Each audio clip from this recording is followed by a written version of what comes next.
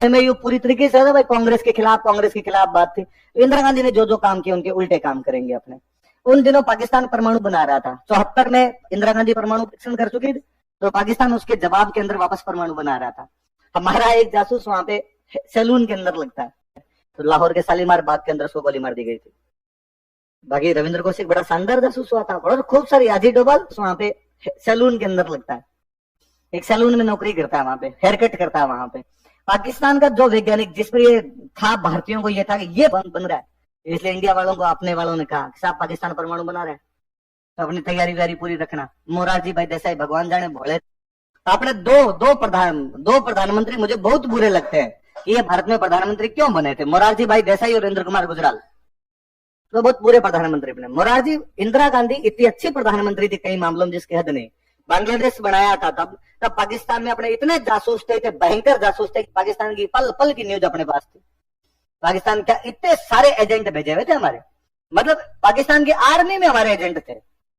एक था टाइगर, जिस लड़के पे बनी वो गंगानगर का लड़का था, रविंद्र कौशिक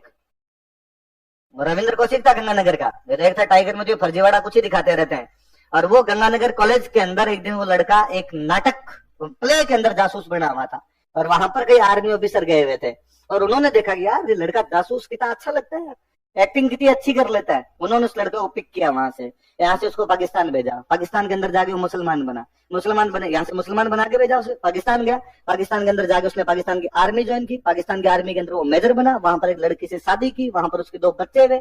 एक न्यूज पाकिस्तान की आर्मी की हमारे पास थी, पाकिस्तान की आर्मी क्या करती है क्या नहीं करती। लास्ट दिन जिस दिन उस लड़के को वहां से वापस आना था, उस दिन पाकिस्तान वालों को खबर मिल गई थी कि ये जासूस है, तो लाहौर के शालीमार बाग के अंदर उसको गोली मार दी गई थी।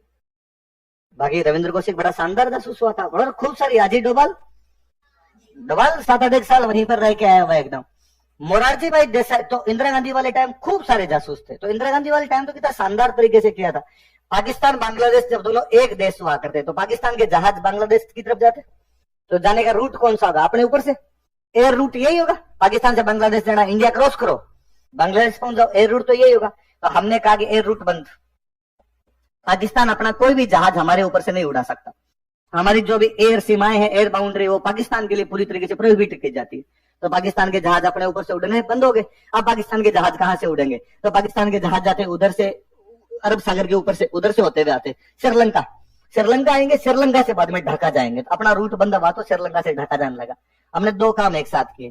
पहले हमने श्रीलंका के साथ एक संधि की, श्रीलंका हमारा पीछे लगू वैसे, श्रीलंका की संधि की। श्रीलंका का, श्रीलंका तेरे जो एयरपोर्ट है उनकी रखवाली कौन करता है, श्रीलंका ने कहा मैं खुद ही करता हूँ। तेरे से क्या रखवाली होगी, छोटा सा देश है, तो कैसे रखवाली करेगा, हमारा मैप लाते हैं, तेरा मैप फ्री आ जाता है साथ के अंदर, तो तू कैसे रखवाली करता है, तो तेरे एयरपोर्ट की रखवाली हम करेंगे।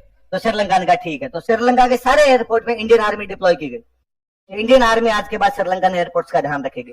पहले वहां पर हमने संधि की, संधि करके हमारी आर्मी श्रीलंका के एयरपोर्ट पे भेज दी, सब जगह आप एयरपोर्ट पे उनकी अपनी आर्मी।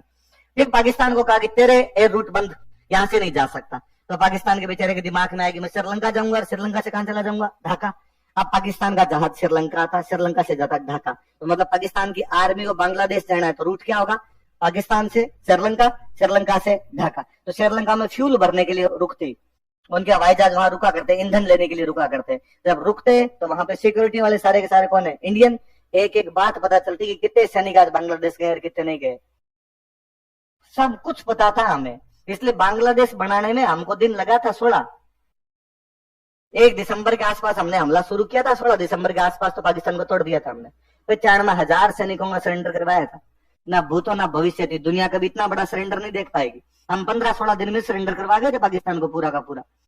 तो उस टाइम खूब सारे जासूस डिप्लॉय किए थे हमने। इंदिरा गांधी ने वहां की एक न्यूज आनी चाहिए। अब इंदिरा गांधी के बाद में अगले प्रधानमंत्री बनते मोरारजी भाई देसाई। मोरारजी देसाई के मन में ये पूरी तरीके से भाई कांग्रेस के खिलाफ बात थी। तो इंदिरा गांधी ने जो जो काम किए उनके उल्टे काम करेंगे अपने।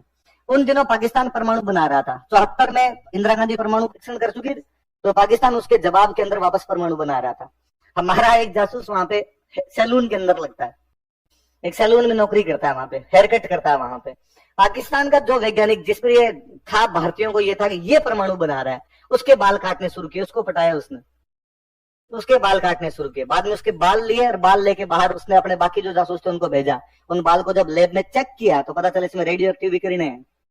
और यदि इनके अंदर रेडियो एक्टिव विकिरण है, इसका मतलब ये सारे दिन उस लैब के अंदर काम कर रहा है, इसमें परमाणु बन रहा है। इसलिए इंडिया वालों को, अपने वालों ने कहा साहब पाकिस्तान परमाणु बना रहा है, तो अपनी तैयारी व्यारी पूरी रखना। मोरारजी भाई देसाई भगवान जाने भोले थे, भगवान जाने दिमाग सरका हुआ था।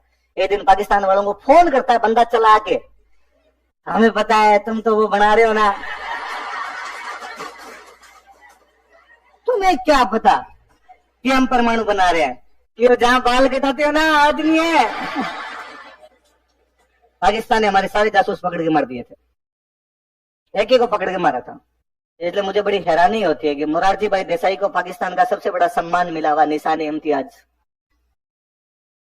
जैसे हमारे देश में भारत रत्न होता है, उनके देश में होता है निशान इम्तियाज। कभी कोई इस बात पे देखता ही नहीं कि पाकिस्तान का सबसे बड़ा ऑनर हमारे प्रधानमंत्री कैसे मिल सकता है।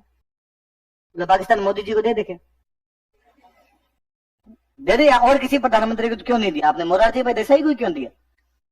फिर मोरारजी भाई देसाई वाली गवर्नमेंट गई, इंदिरा वापस आई, उसने वापस भेजना शुरू किया। अरे का सिस्टम जमाओ यार, बिना सिस्टम के खा जाएंगे सारे के सारे अपने को। फिर आगे आपके इंद्र कुमार गुजराल, उस बंदे का दिमाग और खराब था, उसने कहा भारत बड़ा भाई है और बड़ा भाई किसी को भी तंग नहीं कर सकता। अपने जासूस वापस बुलाने शुरू कर दिए थे, उसने तो वापस ही बुला लिए थे, जासूस ही वापस बुला लिए। इसलिए 98 में वो थे अपने, 97 के आसपास अपने प्रधानमंत्री थे। 98 से लेके 2008 तक भारत में डेली कोई ना कोई एक धमाका है जिसमें पाकिस्तान का हाथ है, क्योंकि अपने पास पाकिस्तान की कोई न्यूज नहीं थी। जब जी में आती पाकिस्तान अपने बम फोड़ दिया करता। आप हनुमान जी के मंदिर गए, बम फूट गया, आप मस्जिद गए, बम फूट गया, आप ट्रेन में बैठे, बम फूट गया, साइकिल के अंदर बम फूट गया, मतलब कहीं बम फूट सकता। हालत ये थी कि बंदा घर से निकलता तो पत्नी कहती थी शाम को आ जाना तो देख लूंगी, वरना देख विजय भाव अपने आराम से रहना, और तो कर ही कह सकती हूँ अब तुम्हारे लिए। 2008 तक आप देखो, 2000 से 2008 तक भारत में धमाके देखो। 2008 के बाद में सरदार जी वाली गवर्नमेंट ने वापस डिप्लॉय करना शुरू किए, वापस भेजो। अब वापस जाके अपने मामला थोड़ा सेट किया है, इसलिए वापस 2008 के बाद उतने ज्यादा धमाके नहीं, और अब लगातार कमी है। आप देखोगे 20 में कम, 19 में कम, 18 में और कम और कम। इन सालों में नहीं सुनते, आजकल नहीं सुनते, वरना तो यूं था। और जयपुर तक में हो गया यार अपने 2008 में तो मुझे जयपुर वाले याद है, मैं तब यही रहा करता था, चौंक पटक रहते थे, दिन में सोए हुए थे, बाहर हो हल्ला, बाहर खड़े हुए क्या, और धमाके हो गए, धमाके हो गए। उधर घर वालों के सबके फोन आ रहे हैं, तुम धमाकों में नहीं मरे, इतने सीधे भी नहीं है तुम तो चाहते होंगे मर जाए, पर नहीं मरे, हम कई साल तक जिंदा रहेंगे।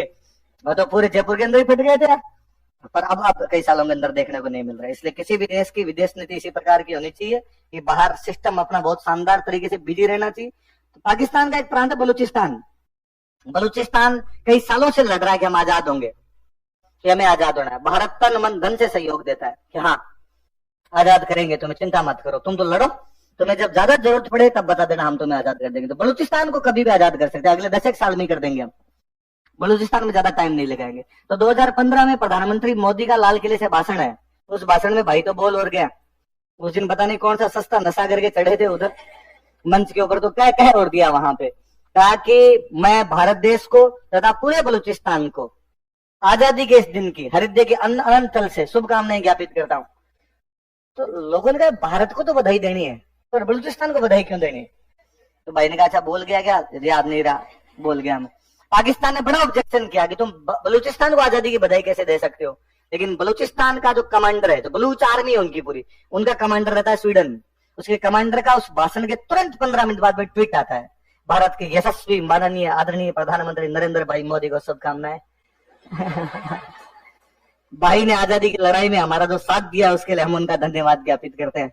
आपको क्या लगता है पाकिस्तान खुद के बम खुद फोड़ लेता है? फिर स्पेशल ऑप्स देखी नहीं, इसका मतलब वेब सीरीज देखी स्पेशल ऑप्स? अरे वो वेब सीरीज तो देखना यार, वो अपने जासूसों के बारे में बताती है, भले काल्पनिक कहानी है पर देखी जानी चाहिए। उसमें वो ऑडिटिंग कर रहे होते हैं और क्या बैठा होता है और उन अफसरों का sir please TV TV TV sir एक बार टीवी लगाई थी, अरे हम ऑडिटिंग कर रहे हैं, हम तेरा पता लगा रहे हैं, तो तूने भ्रष्टाचार सर बाद में सर प्लीज एक बार टीवी आओ, और टीवी लगाते हैं, न्यूज आ रही होती है कराची में अभी भी बम विस्फोट हुआ लेकिन किसी के मरने की खबर नहीं है। ये क्या हुआ? उसने कहा मैं नहीं करवाया तो क्यों करा? उसने कहा होता है सर, ऐसा कई बार होता है। अरे बम विस्फोट करते हैं, देखो देखो सर इसमें लिखा हुआ एक भी आदमी मरा नहीं, केवल धमाका था। इसी प्रकार का बम भेजा गया था, इससे कोई मरेगा नहीं लेकिन धमाका जरूर किया जाएगा।